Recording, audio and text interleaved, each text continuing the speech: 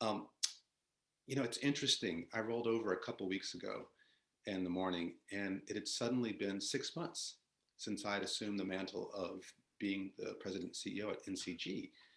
And I had this thought of, the reflection of this is a 10-year endeavor, right? To do this work well, I've got to really be in this for the long haul. And then a little voice, my math voice, which is always running in my head, said, well, if that's the case, you're 5% of the way to the journey. And I felt this moment of urgency to make sure I was getting something done, even as I'm still learning so much about what this role represents and what this organization can do. And I share that reflection just to say our speakers today are in that moment. They're in that discovery of what this represents, and a critical moment, I think, for the Silicon Valley. If you were here at the beginning for the rolling credits, you saw the profile of philanthropy and local philanthropy in particular in the Silicon Valley. And this is a national moment, but this is definitely a moment for the Valley as well, in terms of how philanthropy will lead and support the community in which it resides. So Sandy Hertz, our president from Sobrato Philanthropies, Carla Eckert's our executive director from Stanford Center on Philanthropy and Civil Society, and David Anik is with the Silicon Valley Venture Fund. Each of them new in their arrival to this scene. We're going to have a little framing. I'm going to give each of them about 3 minutes to introduce themselves, and then we will get into some questions and conversation. And we're going to go in, I guess you could say, order of tenure, such as it is, as newcomers. And that means that we'll go first with Sandy, then with Carla, then with Dave. So the first question, just as a way to introduce yourselves, I want you to all just reflect on the fact you're all career accomplished individuals with the ability to wield influence wherever you chose to apply your gifts. As you introduce yourself, say a bit about why you've chosen the Valley for your service and how you got here. Sandy. Thank you so much, Dwayne, and good morning, everybody. It's great to see you all here, and I'm really honored to be in this group of speakers and with all of you. I have lived in Silicon Valley for 3 decades. I have 4 generations of my family that are here. Earlier in my career, I ran a local nonprofit that worked with the city of San Jose, as well as with local tech companies and venture capitalists. And when I joined the Skoll Foundation, where I worked the last 15 or so years in the early 2000s, it really seemed like the potential to affect change was at the margins locally, but really transformative change was possible globally. And over the course of the last couple of decades, last 15, 16 years, that really began to feel different to me living here. And I was increasingly concerned about the growing income disparity, the effect that that was having on quality of life for everybody, but especially those on the lower end of that spectrum. And it started to feel like maybe we were the canary in the coal mine of where society might go with trends in technology and sort of what looked like progress. And so I started to reach out more to my colleagues and friends locally to understand the situation better, to really start to think about what can and should be different, and maybe what we could do. It's striking to me that we have everything we need to fix the problems that we face here in Silicon Valley, or at least that's my premise. We have the money, we have the brain power, we have all the components to be able to do it. We just have to develop the vision and the plan and commit. And the same time as I was coming to that conclusion, the Sobrato family was developing a growth plan where they are very intentionally being more ambitious about the rate at which they are going to invest both locally and in some of the big issues facing our future. And it just lined up in terms of where I saw potential and where it felt like the need was the greatest and where we could have the most impact. I'm fairly ambitious for change, and it just feels like this is the moment for it. And if we can crack this nut locally, there's the potential for others around the country and the world to follow suit. And what could be better than that? Thank you. Carla. Good morning, everyone, and thank you for being here. You will be hearing the viola lessons of my daughter in the background. So I do apologize for that. The path here, I think, for me has been not as linear or clear as Sandy. And I I feel like my path makes sense to me, but not probably to many others. I come to this role and to this place with a set of generalist skills. I mean, I've run large organizations, complex healthcare organizations. I have experience in academic settings and nonprofit management. And I had an appetite for supporting the research of scholars doing this kind of groundbreaking work, really being critical about this sector, being able to critique this sector, being able to improve this sector with their research, which is, less about direct service than it is about trying to create this enabling environment so we can grow in a different way. And so doing those kind of bringing these generalist skills and wanting to impact the scholarly curiosity around philanthropy and nonprofit management led me here to Stanford, which I think Stanford PACS uniquely does this work. And I think that just happens to be in the Valley, in Silicon Valley.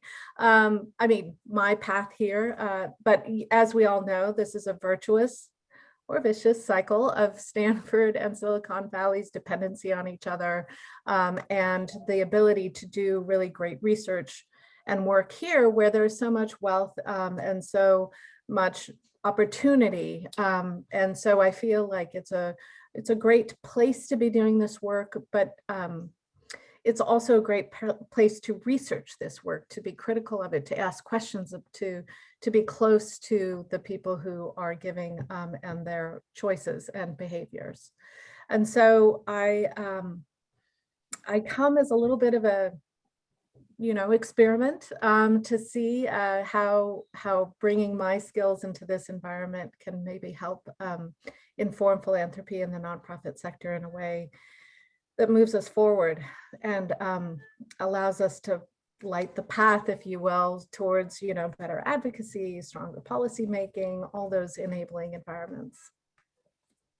Excellent. David. Thanks, Dwayne. Good to see everybody. Senda and Carla, happy to be joining you up here. Again, I'm David Anik from Silicon Valley Social Venture Fund, or SV2. My pronouns are he and him, and I'm joining you from Ohlone Land in San Francisco. For those who don't know, SV2 is a community of over 200 people. We pool our resources to support innovative nonprofits and for-profit social ventures, and as well as learn about effective giving. And I decided to come to SV2 for a number of reasons. I've been in nonprofits for almost all of my career. The main exception was when I worked in government for San Francisco Mayor Gavin Newsom in San Francisco City Hall. In nonprofits, this is my third time as a CEO or executive director. I was the executive director of the Northern California Innocence Project based at Santa Clara Law School, where we work to get innocent people out of prison and change policy to prevent wrongful convictions. I was also the executive director of a criminal justice center at Berkeley Law School.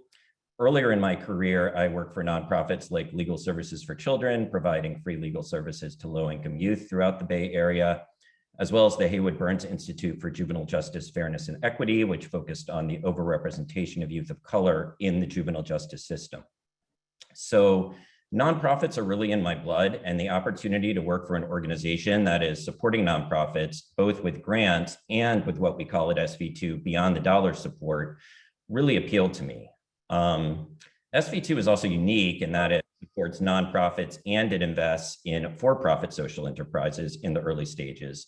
And that appealed to me as well because I'm a small impact and angel investor, and I have really focused on founders of color and female founders on the thesis that talent and work ethic are obviously evenly distributed by race and gender, but opportunity is not. And that really ties in with the racial justice work I've done throughout my career at organizations working on policy and advocacy related to racial justice, such as the Innocence Project and the Burns Institute and others, but as well as organizations looking internally at themselves to become more equitable. And I knew that's what I wanted to focus of the next phase of my career to be, especially after all that's happened in the past year. And of course, we have George Floyd's murderer on trial as we speak. So how can we individually, organizationally, systemically work towards a more diverse, equitable, and inclusive world. SV2 was on that path and wanted to go deeper, and I thought my leadership could support and enhance the work already being done. And in fact, we're embarking on an equity-focused strategic plan right off the bat, which maybe I'll get the chance to discuss more later in the breakouts or something. And a final thing that really brought me to SV2 was that I'm a longtime mindfulness meditation practitioner, and I'm trained to lead workshops helping people align their values, live their life in a way that's aligned with their values. And SV2 helps our partners align their giving with their values. So it meant a lot to me that that's in SV2's DNA. So I'm only about 4 months in, but couldn't be more excited about SV2's future, and look forward to the rest of the conversation here today. Great. Thanks to all of you. For a moment, I forgot I was moderating and I was just making notes. This is a great conversation. Like, oh, wait, I've got to moderate. But we heard already strategy, curiosity, vision, commitment, humility, just some of the richness that you bring to this position. I want to explore a bit about what you're finding as you've landed here. As you acclimate to the respective positions, what are some of the observations you have about the giving culture in the Valley?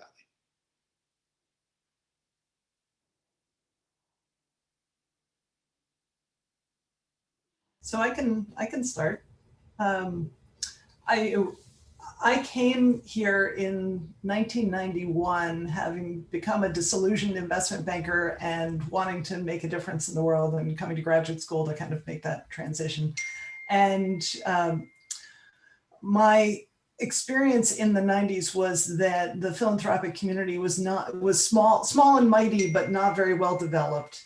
And so I was interested in seeing sort of how to build that out. What I'm seeing now is that it is much more built out, that there is a really vibrant giving community, and that's been further enhanced by Magnify and by the efforts of many to kind of cultivate SV2 and others, a giving tradition that just didn't exist previously and wasn't necessarily part of sort of the tech culture where a lot of the wealth was being created. So I'm excited about the depth of what's there.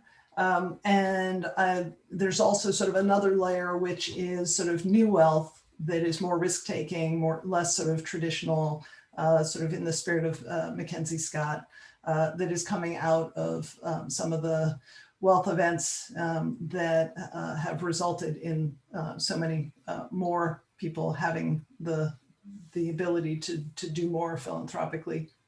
But it still barely scratches the surface of the potential here. And so I feel like there's this really large outer circle of people who have the means, but a giving culture isn't sort of the language that they speak. They're not about that. They're about transformational change. They're venture capitalists and tech entrepreneurs and people who are excited about making something possible that was never possible before. So I think there's an opportunity for us to really expand beyond this strong base that we now have and more risk-taking base, and put forward some bold visions about what's possible and engage that much bigger community of people and funds by speaking their language.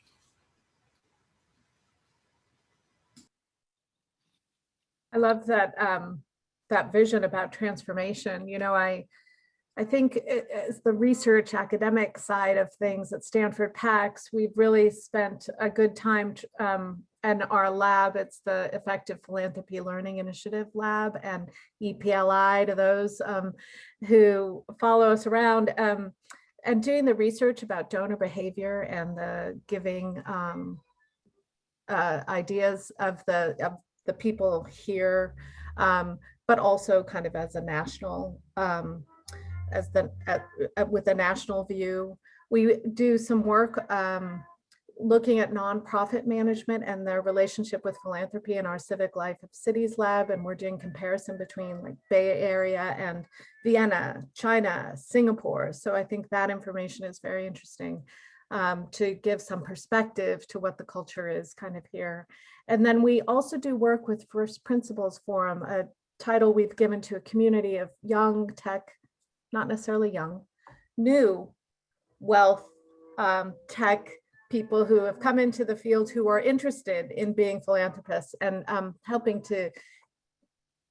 helping them with their journey of becoming philanthropists, giving them resources about effective strategy, giving them a community in which they get to talk to each other, and then hopefully bringing in other philanthropists who can help, guide them in this path. I know that Magnify and NCG doing great work about trying to make sure that we look locally, not just nationally. And so I feel like there's great both tension and opportunity to harness some of what we're learning to be able to bring it to bear here. But I also think it has both national and global implications as well. So, as having all the different dimensions about what is a giving culture or transformative venture is really unique to this area. I think we have a lot to offer from here to many places, not just in the United States. My own observations as a practitioner, that practitioner lens as being a nonprofit leader for so long, is that the relationship building and trust building that goes with giving is really a big issue. And we have to widen the circle and make sure that we can get people in connection with each other. So I think, again, what the work is that of the people here who are in the room to try to bring the resources to the need is such an important piece of what we need to be doing locally. I appreciate that. And I think this notion of relationship and trust connected to what Sandy was saying about the breadth of untapped potential is really something that we should look at. Regardless of your stage of career, it's always nice to have mentors, particularly when you're in a new leadership position. I'm wondering if any of you have found mentors for this time, and if not, what would you seek in them? And keep in mind, we've got some potential, candidates in the audience. Well, I can just say that you can never have too many mentors. So that's a great thing. And, again, in my 4 months, I'm just so grateful to the many, many people inside and outside of SV2, including many people on this Zoom call today who have been so generous with their time and expertise to help me transition in. It's a very, very welcoming community. And so I really appreciate the efforts everybody has made. And I think, the other part of your question is, I think mentors can really be helpful just by being candid and telling me what I can do better and what SV2 can do better as we move forward. I just really appreciate somebody who can tell it like it is. And again, appreciate the support from so many people who are on this call today and who aren't. I want to echo that, what David is saying. There's so many great mentors in this field and in this location.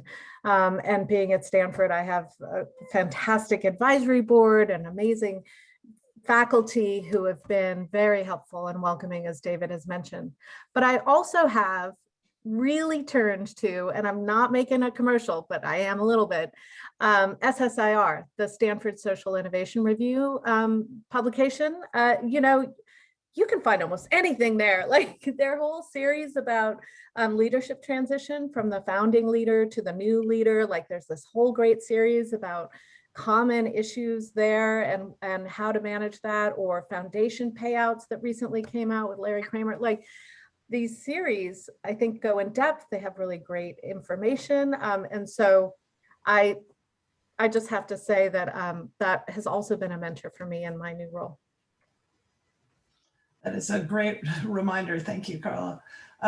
David, I feel like your remarks were reading off of my notes. I have just been stunned by the generosity of all the sort of the stakeholders of Sobrato, whether it's the individual family members or the team that's there and sort of onboarding me and being thoughtful about sort of the space for sort of new vision, new leadership, new possibility, but making sure that I really know what's going on, and the conversations with other funders and with the community leaders of what's working, what hasn't worked, what their hopes and dreams are for how that relationship can evolve and where we can go.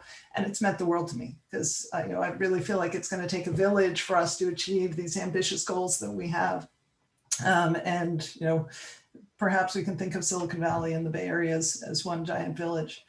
And then I'll put in one plug that is, I'm pretty clear about what I bring to this role, but also what I don't bring to this role. And because I've been doing more globally oriented work for the last 15 years, we're hiring for a VP Silicon Valley programs who's going to be that key person who really understands the local community and can work kind of hand in glove with the community, make sure that we're meeting community needs and doing this in a really thoughtful, respectful, mutually beneficial way. And so if you all know good candidates for this role, please go to the Sobrato website, point them there, send them our way. April 5th is the deadline, because that person will be a mentor to me as well. I appreciate your lifting up. The mentorship can come from folks who are subordinates in the chain of command, but can really lead you in thinking about your direction and vision. Also, just the power of the institutions in which we inhabit. People want to see us succeed. And so they are bringing their energy in. And I think that speaks to the work of your institutions over time and really the potential where that can take us. You know, we could do this whole conversation on the moment, capital N, right, capital T. 2020 transformed the way that many of us look at the world, and it confirmed the way we look at the world for others who had been witnessing and seeing these inequities play out. What's been your observation of the impact of this moment in the region, particularly for philanthropy?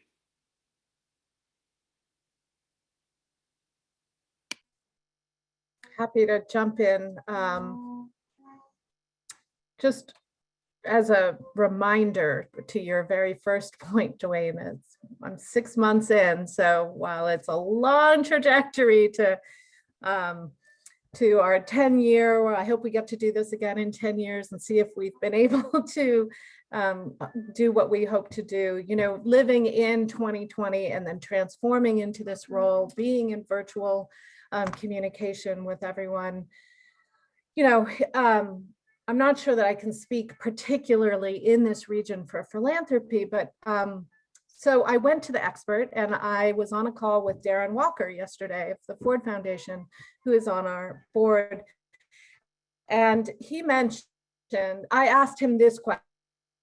I said, tomorrow they're going to ask us this question. I'd be really interested to hear your thinking about it. And he was very thoughtful in mentioning the trajectory that he saw from 1 year ago to now in philanthropy, between the pandemic and the important reckoning with structural racism. Lucy Bernholtz at PAX has written about this as a syndemic, which I think is a really great, powerful term. And it's created an opportunity for organizations, leaders, and philanthropists to reprioritize, to articulate where they stand and take action. And while some of these advancements have been monumental, some have been clumsy. And, you know, trying to figure it out either with our words or actions in the philanthropic space. And for some, they haven't changed the outcome. But what he brought to my attention was it has changed the conversation. And so that is an indicator, right? It's an indicator that change is on the way, that we can go in this direction, that we are bringing through, like David is working on this incredible strategic plan right from the start. You know, what great energy that we can bring to this sector. I feel like there's been a lot of activity in philanthropy around collective donor groups, focusing on large, complex problems, billionaires giving more than ever before. Mackenzie Scott was mentioned before, donors talking about general operating fund support over multi-years without huge obstacles or indicators to get that kind of support that we can do capacity building. I feel like those three areas have great potential for change in our sector. And then in a recent conversation, I think Catherine was there yesterday, I heard a panelist say that if we don't learn to harness this greater giving in time of crisis that we've seen over 2020, if we don't harness it really at changing our systems, then we've missed the mark, right? We can't just give more money to do disparate things. Like, we really have to, I think, take a big look at systemic change here and be courageous. The last thing that I want to say is that our research in this field also pivots us to think about how to improve the future, right? So, giving time and space to think about what are safe elections? What do they look like? How do you fund them? What should we be doing to change the system to do that? Data governance, which is, techie and difficult to understand, but how do we manage data in the future?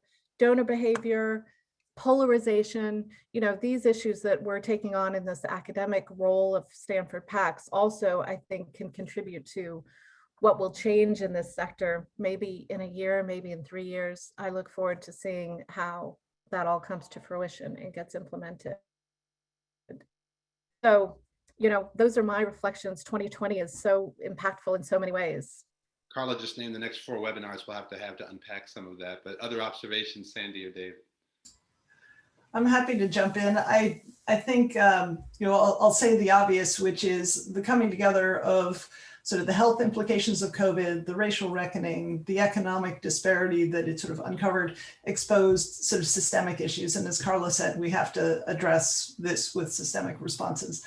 I think this is different from past moments because COVID affects everybody everywhere. And so it opens up a sense of insecurity and realization that things are not okay for everybody at a visceral level. And then you see this sort of K-shaped recovery of how there are populations, particularly Black and Brown communities, that are disproportionately affected. And that really hits home as, wait a minute, that's not okay. And that was always true. And suddenly sort of the light goes on from a place of maybe vulnerability or a place where people can see it and feel it differently. And I think that has changed us, I hope, as a society in a way that perhaps we won't go back the way that we always went back in the past. I think for funders, it's, as you said, fast-tracked the transition to comfort with general operating support, with minimizing restrictions and reporting, with multi-year giving, with giving more now and not being limited to 5%. I think we've seen grassroots and essential services organizations really have to rise to the moment, many of them doubling or more the number of clients that they serve and the work that has to happen, often channeling government funds because they're the trusted partner closer to the communities that can reach them. And I think we have to be really responsible about making sure that as we move through this moment, we sustain those organizations and their strengths. We don't let this sort of expand them and then they collapse sort of afterwards in the absence of those funds flowing through. And the necessity of looking beyond kind of the big established nonprofits that may meet sort of foundation expectations historically, but don't have the sort of grassroots relationships and trust with the community that smaller locally led organizations have, and figure out how we can fund at that level as well. And it's just really made it clear how interconnected our communities are, and that this is really, we have to embrace the complexity and the whole of that if we're going to be successful. We often hear that Silicon Valley is a global giving community, sometimes at the expense of local needs. What would enhanced attention in the Valley look like if the giving community were to take another look, do a deeper focus on supporting the home community?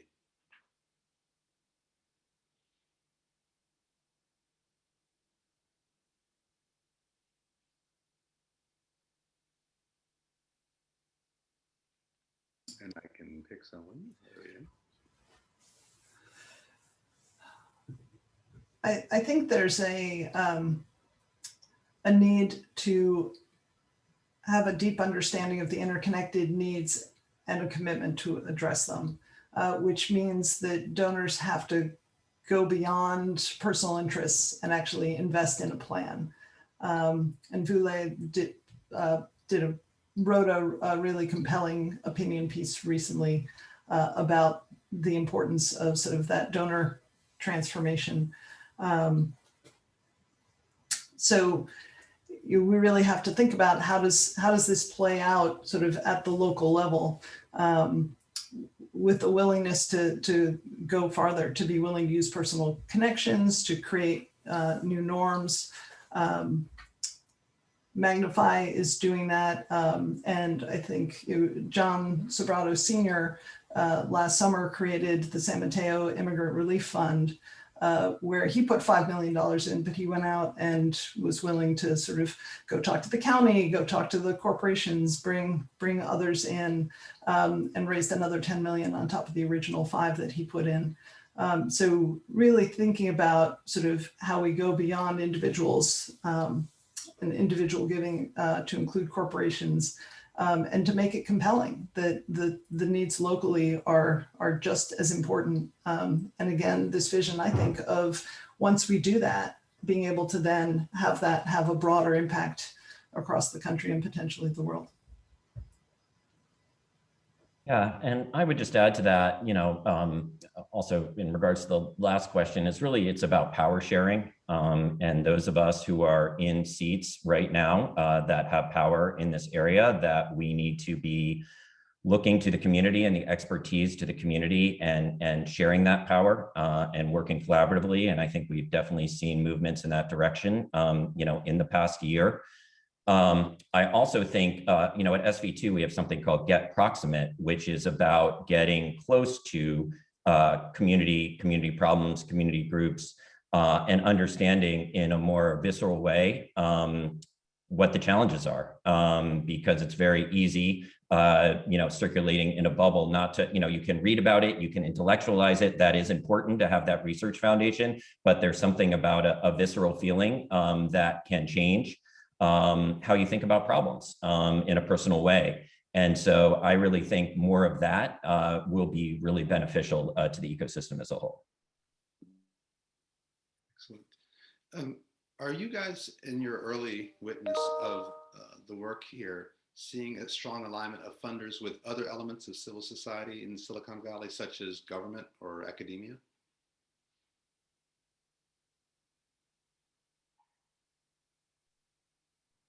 Well, yes. I think, we've seen, looking at the election of 2020 and the huge amount of funding around democracy, funding democracy is what I call it, so that we can have elections, so that elections during a pandemic were able to be safe, early voting, mail-in voting. There was this huge initiative around that Stanford did with MIT, Healthy Elections, looking at designing even the spaces where people were coming to vote. When I still hadn't moved here yet, I was in Virginia. I worked the election. I was an electoral voting participant. What do you call them?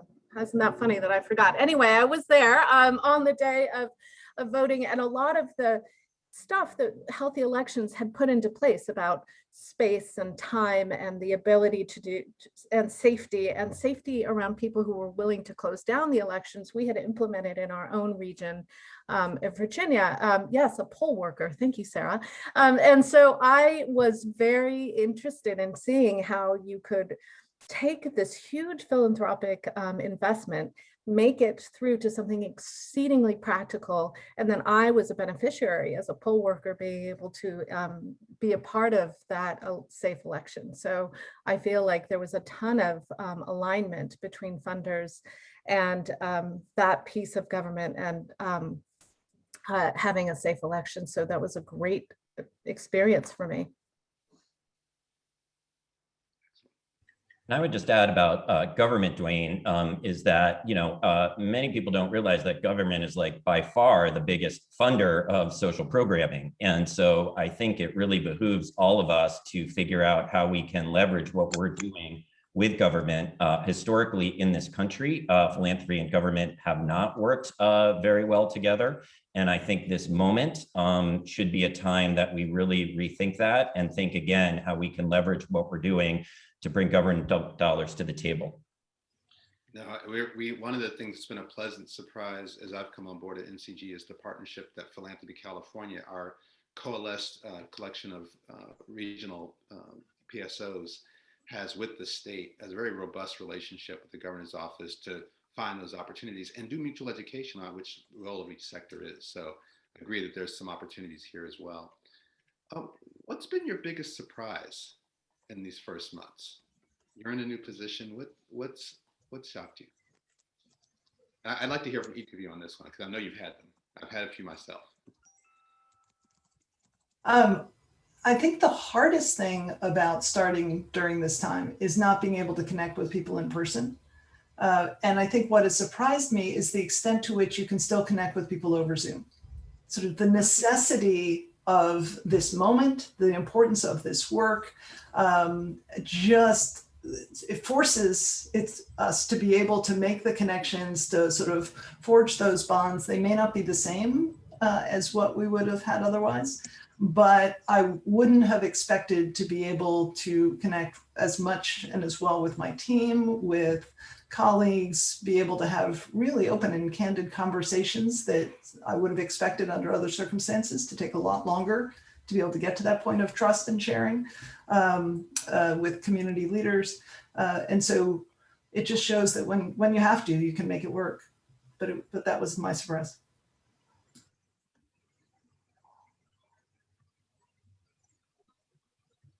I can go. I would say, reading the literature, we know that a lot of dollars leave Silicon Valley to causes elsewhere, worthwhile causes, but that not as much is invested here given the huge inequality that we see.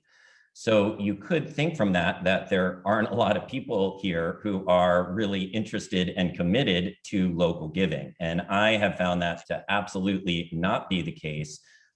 Meeting with SV2 partners, I've met with over 100 of our partners since I started, and it is just an incredible group of people who are extremely committed to local giving, extremely thoughtful, and bring tremendous expertise and skills and experience to the table to do that.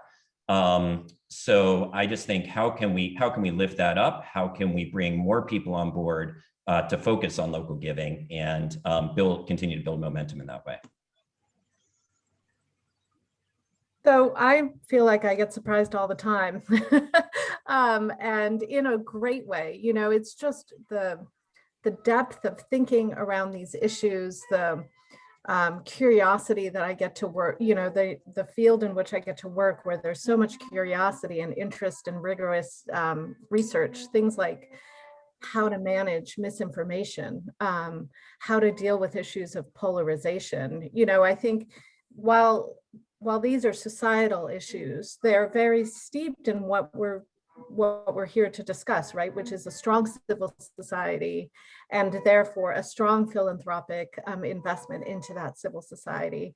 And so the issues are deep and wide, and it's hard to put, I think, just one lens on, you could be surprised about any one thing, but the thing that I love about being in this environment is that there's so many people working so hard to fix really big, complex issues. And it's surprising in a good way, in a refreshing, positive, hopeful way. I wish more people knew what the great thinkers are, how hard they're working.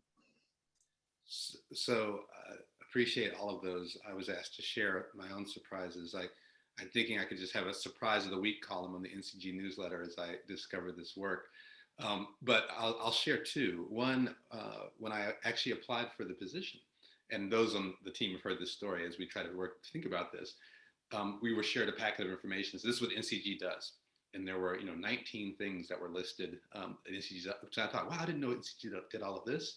And so later on, I got the position, obviously, and I was on board. And I said, can I see that list again? And they said, oh, you can find it in box. So I went to the box, and then there's this little raw file that said, like the draft of that list of 19. And I go there, and there are 80 things on the list. NCG does so many things. And one of the surprises for me was everyone knows something about NCG. Nobody knows everything we do. And so this realization of how, as a membership network, you could be many things to many people. And that has all of the opportunities and challenges that come with that. So that was one surprise, just the scope of what we do. The other one actually happened about 3 months in, and I was on a call, and Fung Kwok, our VP for member engagement, was on, introducing me to a funder. And in the introduction, she said, oh, this is Dwayne. No, we haven't met yet. And then she continued our introduction. I didn't hear what she said for the next 2 minutes. The blood was rushing in my ears. I realized I've been on board for 90 days. I've been trying to reshape or think about our culture, our direction for the future, embrace the racial equity moment, build our capacity with a team of people who'd never met me before. I knew one person on the staff before that relationship happened. They still haven't met me. I've been in my office one time to steal the print. I mean, to borrow a printer. And so just what this condition presents for us, so many, like, navigating surprises is order one of the day. I just want to remind us that the chat is there with great resources people have been putting in along the way. If you have resources that have come to mind you want to share with the group, feel free to do so. Also, a couple of requests. Somebody asked me to talk about my mentors. Perhaps I'll do that in my breakout session and lure a few folks that way. One of those, as our time winds down in the first part of the conversation, turn to the future. And I want to pull up my whatever newspaper or online resource you read. And I'd like you guys each to tell me what the headline will be about the work you've done 5 years from now. What do you want to people to see has happened because of your leadership in your organization?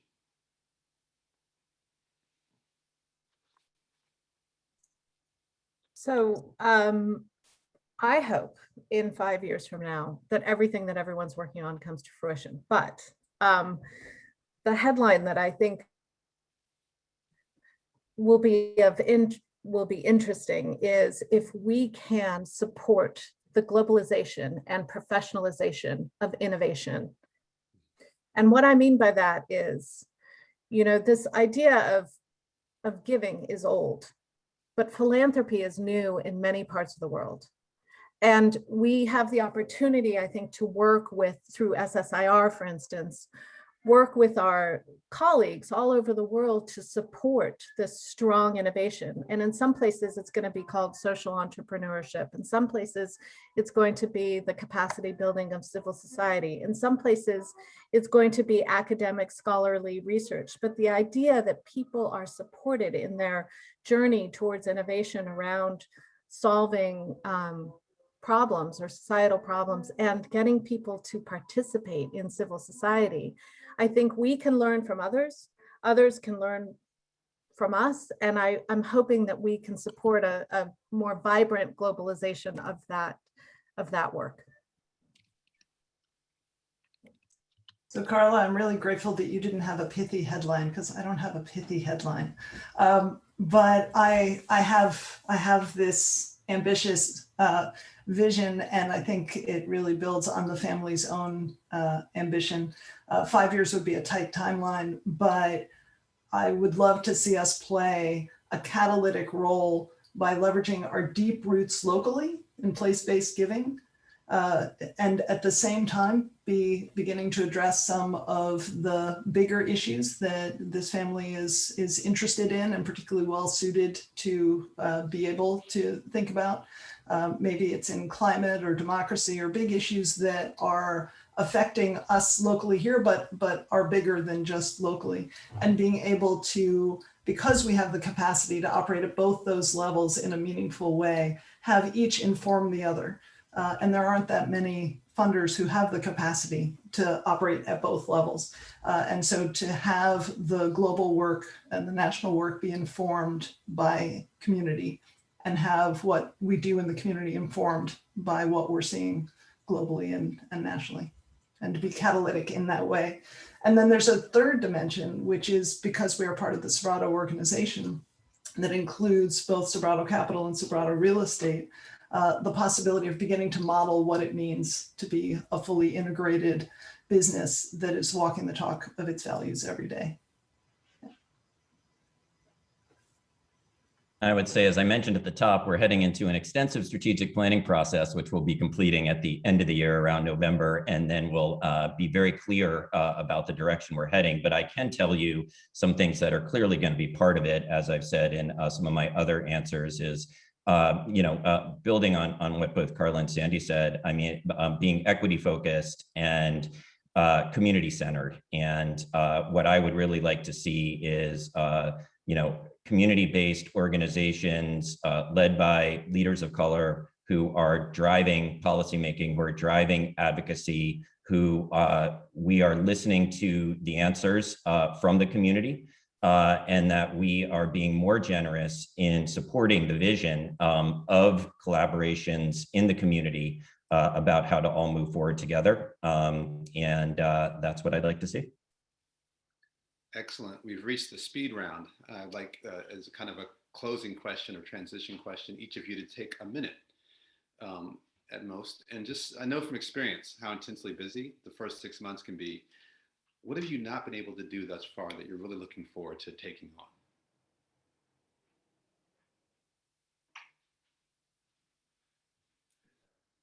I mean, I can jump in. I've mentioned it again. I've had, as you all probably have, just so many meetings. Zoom actually makes that easier in a way because you can have so many in one day without driving around everywhere. But again, have met with like 100 partners and our grantees and our impact investees, and many of you who are partners with a small p, who are our collaborators in the ecosystem. And I've just been chomping at the bit to get the strategic plan started, but I knew I needed to spend the first 3 or 4 months just really spending a ton of time with our staff internally. But now we're beginning to turn our attention there. We're officially starting next month, which is next week. And so that's what I haven't had time to do yet that I'm really excited to get started on. Great. So I would love to have time to read, you know, in this environment, with so many fabulous people that we meet all the time. You know, one of the lines that I joke about is almost everyone you meet with says, well, so I wrote a book about that. Have you read my book? And I'm like, yeah, I own it, but I haven't read it yet. So I would love to have more time to read the great and very thoughtful work that is being produced by the scholars and professors and leaders of our organizations. You know, like David said, there's a lot of meeting, there's a lot of activity, there's many things to take on. You've got to run stuff all the time, but it would be great to have some time to dig deep and read.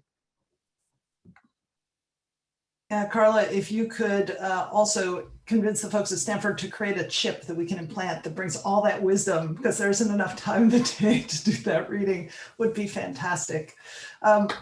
Like David, I'm keen to spend time with people in person. And there's a piece of it that goes back, as Dwayne, you were saying, to leading a team that hasn't even met me yet, and being able to have that time with people over coffee, sort of working side by side on a project, just to really connect and deepen our collective culture, given the transformation and the move that we are in the process of going through organizationally, as well as sort of in this time and in this moment. And then, you know, time in the field to be able to see the programs, spend time in the community, really understand the work that is happening. That just hasn't been possible. So I'm really looking forward to that. Great. I was thinking that I'd finish that cloning project I've been working on. It's probably the thing I'd be most interested in, but that's a conversation for another time. We're gonna, actually, I was wondering if Carly, your daughter, could come and play us some walk-off music and we could make our transition to the breakout rooms. I want each of you to pick a room to start. Know that you can bounce from room to room. Our speakers will be in those rooms to continue these conversations. There'll be a couple of questions that we might chew on, or you can raise questions to them as well. But I'd like to also just, you know, thank you guys for this part of the conversation. And remember, we'll come back at about 20 after the hour to do a quick share of the nature of those discussions. So choose your space, and speakers, please go to your rooms. Don't get curious about one of your co-speakers, and we'll have another part of the conversation.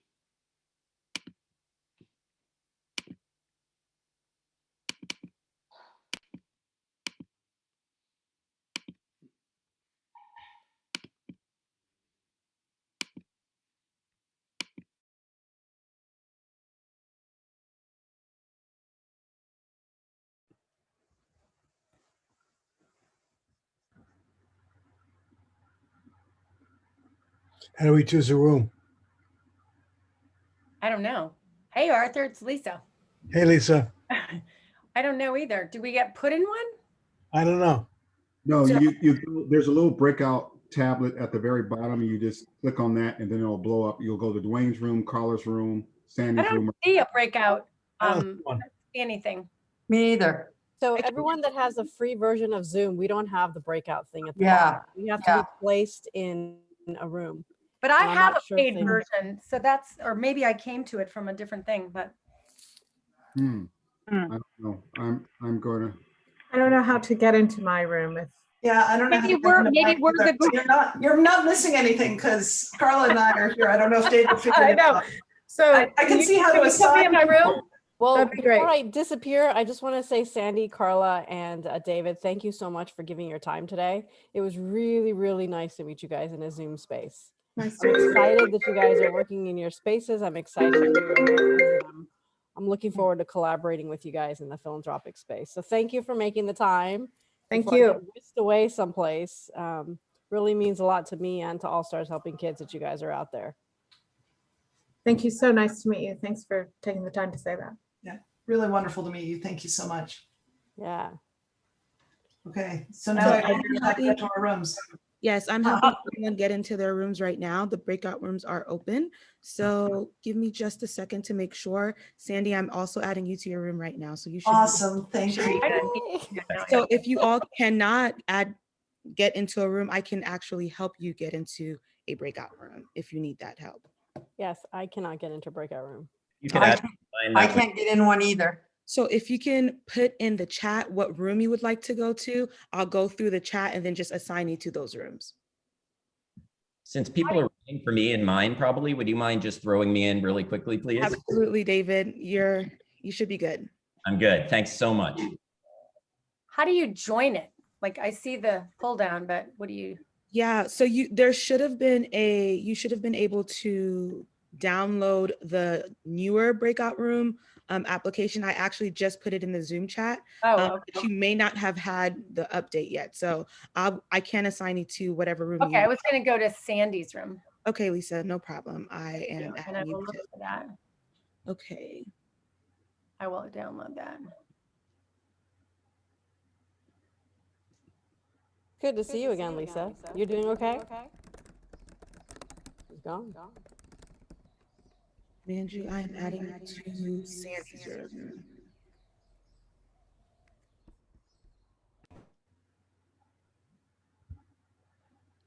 I'd So like much- to also go to Sandy's room. Okay, no problem, Sarah. You should be Thank you. good now.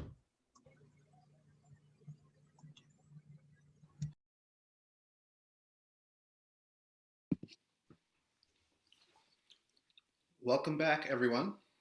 Thank you for staying around for the small group conversations, the breakouts. Raise your hand if you've ever been on a small group breakout that ended with everybody finishing their sentences perfectly and not getting cut off in the middle of a dramatic thought. Yeah, I didn't think so. Why don't we just hear for just a moment or two from each group, and we'll have the representatives share a bit, and maybe we'll start with Sandy's group. Oh my gosh, there was so much. I'm going to try to be honest with, the depth of the conversation, but it was great to hear Sandy talking. We spoke a little bit about kind of how philanthropy can really lean on government funding, particularly in the housing space, and how making sure that we're using our voices and being very cognizant of what is happening in those civic spaces too, and the role that philanthropy has to play in that space. Obviously, we spent a lot of time discussing with Sandy about what it looked like for her to come into a multi-generational family philanthropy organization and how they are thinking of building that platform out with, 3 generations today, 4 tomorrow, and what that looks like to build a cohesive strategy around that and to really try to find spaces and platforms where people can express kind of their interest areas and leverage the funding at best. We had the opportunity to also kind of ask questions to Sandy about what it was going to look like to go a little broader than Silicon Valley for such a place-based organization, and how that might look like for climate, for democracy, how that can inform how the local work can inform broader strategies. And then also, I think it was really interesting for everyone to hear about just the leadership role that Sobrato has played this year and how they've really exemplified what family philanthropy can look like, and really living their values, leading by example, and providing that inspiration, hopefully for more to follow in those steps. Excellent. Let's go to Carla's group, who'd like to share for them.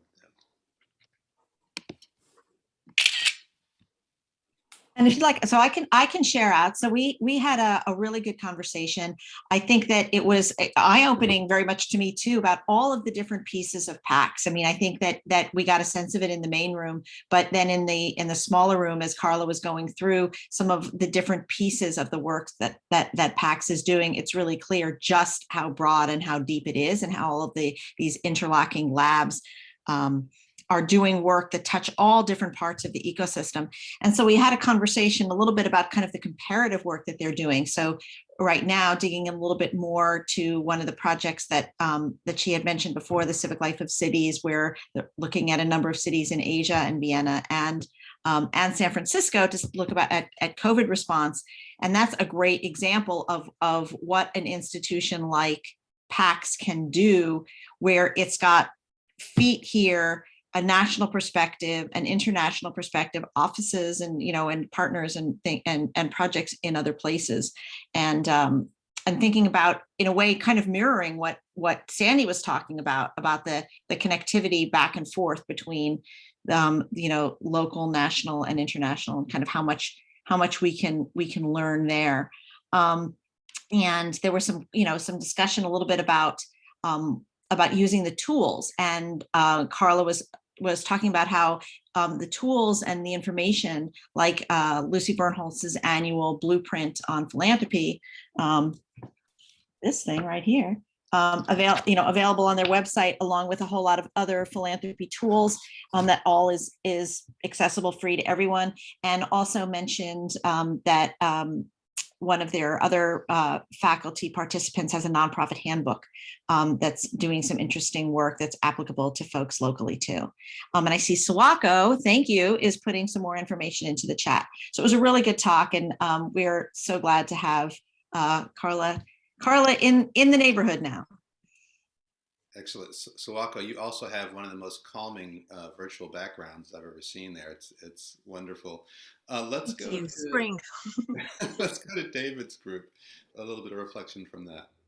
Yeah, we had a small and mighty group. There was a question about what particular area of Silicon Valley would be the focus for SV2, and David shared that part of their strategic planning is to identify where there's greatest need, but where there can also be greatest added value from SV2.